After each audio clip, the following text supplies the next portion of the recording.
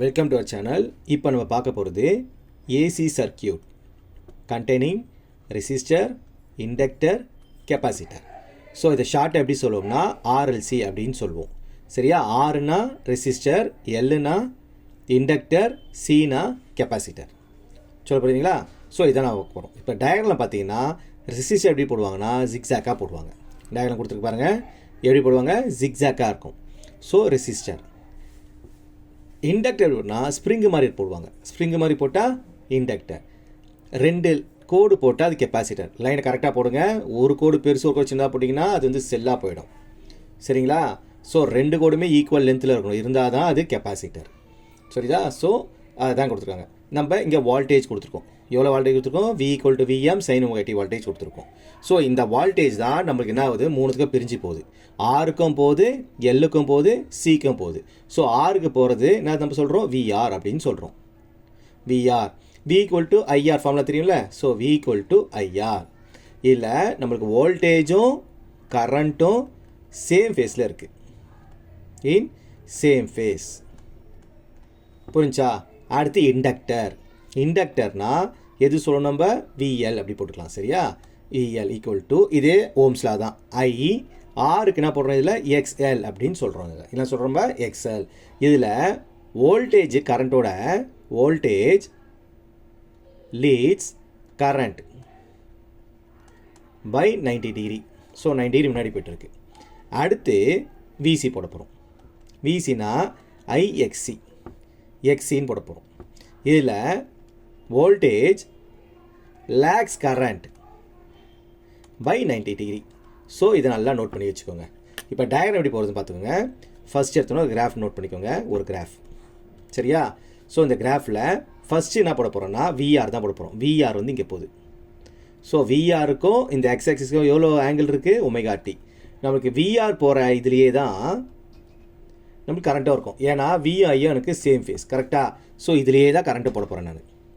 இதுலேயே தான் எனக்கு கரண்ட்டாக இருக்க போகுது. ஸோ இது ரெண்டுமே எனக்கு ஒரே இதில் இருக்குது. கரண்ட்டும் இதுவும் ஒரே இதில் இருக்குது. இது வந்து எனக்கு கரண்ட். ஃபஸ்ட்டு புரிஞ்சிச்சா? அடுத்து நான் எதுக்கு போடுறேன்னா கெப்பாசிட்டர் போட்டு காட்டுறேன் பாருங்கள். எதுக்கு போடுறேன்? கெப்பாசிட்டருக்கு. கெப்பாசிட்டர் எப்படி இருக்குது? நம்மளுக்கு வோல்டேஜ் லேக்ஸ் கிளம்பி 90 டிகிரி கொடுத்துருக்கானா? வோல்டேஜ் லேக்ஸ் கிளம்பி 90 டிகிரி. ஸோ எங்கே போயிடணும்? அப்போ இங்கேருந்து 90 டிகிரி வரணும். இங்கே வந்துடும் எனக்கு. ஸோ இதான் எனக்கு கெப்பாசிட்டர். இதான் எனக்கு VC. எவ்வளோ ஆங்கிள் இருக்குது? எனக்கு 90 டிகிரி. இந்த இடம் இருக்குது எனக்கு இப்போ 90 டிகிரி இருக்குது. சொல்ல புரிஞ்சா? VCக்கு போட்டாச்சு. அடுத்து இது சிப்பா VC. அடுத்து VL போட போகிறோம். VL எப்படி இருக்குது?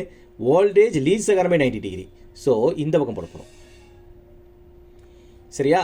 ஸோ இந்த பக்கம் தானே இருக்குது எனக்கு VL இருக்குது. ஸோ இந்த பக்கம் பாருங்கள், இது 90 டிகிரி இருக்கும். இங்கேருந்து இது எனக்கு 90 டிகிரி. ஓகேவா? ஸோ அப்போ இந்த D பாயிண்டில் எடுத்தேன்னு வச்சுக்கோங்களேன் நான். அப்போ எவ்வளோ டிஃப்ரென்ஸ் இருக்குது? VL - VC 180 டிகிரி டிஃப்ரென்ஸ் இருக்கும். ஸோ ரெண்டுக்கு எவ்வளோ டிஃப்ரென்ஸ் இருக்குது? 180. இந்த பக்கம் ஒரு 90, அந்த பக்கம் 90. அப்போ VL - VC. ஸோ இதை வச்சு ஒரு ரெக்டாங்கிள் ட்ரா பண்ணுறேன் பாருங்க. இப்படியே ஒரு ரெக்டாங்கிள் ட்ரா பண்ணுறேன். சரியா? அப்போ இது VL - VCனா இதுவும் எனக்கு என்னது? VL - VC. சொல்ல புரிஞ்சுங்களா? இங்கே தான் எனக்கு அந்த Vm sin ωt இருக்குது. இந்த இடத்துல தான் எனக்கு Vm sin ωt இருக்குது. சரியா? ஸோ அந்த பாட்டு தான் ஈன்னு கொடுத்துருக்கான். இதான் எனக்கு ஸ்மால் v. சொல்ல புரிஞ்சா? அப்போ இது எனக்கு V தெரியும், இது VL sin தெரியும், இது எனக்கு VR தெரியும். ஸோ இதான் ரைட் ஆங்கிள் ட்ரையாங்கிள். இதை நான் யூஸ் பண்ணி போட போகிறேன். சரியா? இது வந்து 90 டிகிரி வச்சுக்கிறேன். ஸோ அப்போ என்ன இதுவும் பித்தாலஜன் போட்டேன்னா V² = VR² plus VL - VC whole square. நல்லா புரியுதுங்களா?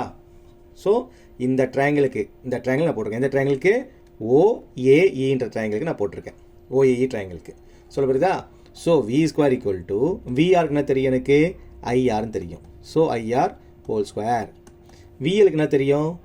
VXL தெரியும். மைனஸ் இது என்ன தெரியும்? சாரி, IXL தெரியும். இதுக்கு என்ன தெரியும்? IXCன்னு தெரியும். Whole square. நல்லா புரியுதுங்களா?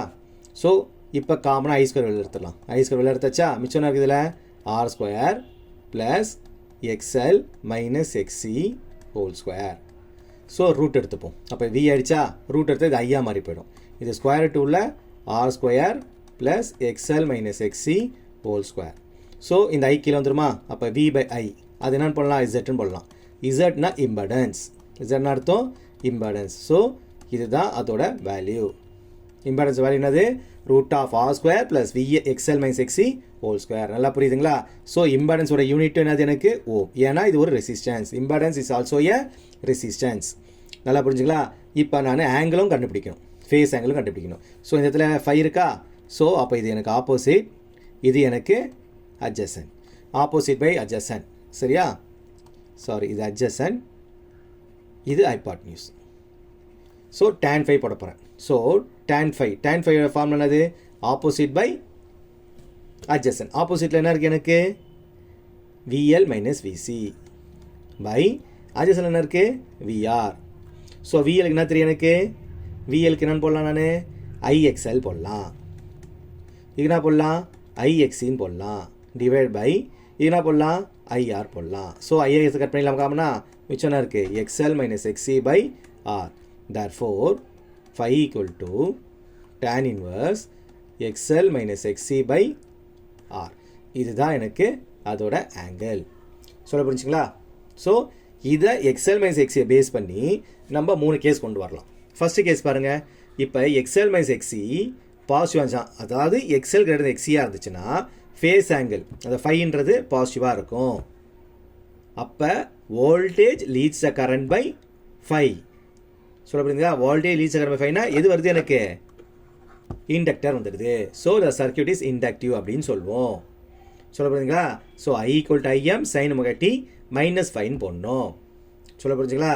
இதில் வெறும் ஒமேகா டி இருக்கும், இது கரண்ட் பின்னாடி வரதுனால மைனஸை போடுறோம். செகண்ட் கேஸ், இப்போ XL லெஸ் தென் XC இருக்குன்னு வச்சுங்க. அதாவது XL மைனஸ் XC நெகட்டிவாக இருக்கும். அப்போ 5 எனக்கு நெகட்டிவாக தான் இருக்கும். அப்போ இந்த கேஸில் current leads a circuit by 5 எங்கள் இடத்துல வருது பாருங்கள்? கெப்பாசிட்டர் தானே வருது. Voltage lags a current by 90 degree. சொல்ல புரியுதா? அப்போ கரண்ட் முன்னாடி போகுதுன்னு அர்த்தம். வோல்டேஜ் லேக்ஸ்னால் கரண்ட் முன்னாடி போயிட்டு இருக்கு. ஸோ அப்போ இந்த சர்க்யூட் என்ன சொல்லுவோம்? கெப்பாசிட்டின்னு சொல்லுவோம். அப்போ இங்கே வெறும் சைன் ஒமேகா டி இருக்கும், இங்கே என்ன இருக்கும்? Omega t plus 5. ஏன்னா கரண்ட் முன்னாடி போயிட்டு இருக்கு. நல்லா புரியுதுங்களா? அடுத்தது மூணாவது கேஸ், XL மைனஸ் XC இருந்தால் 5 வந்து 0 ஆகிடும்.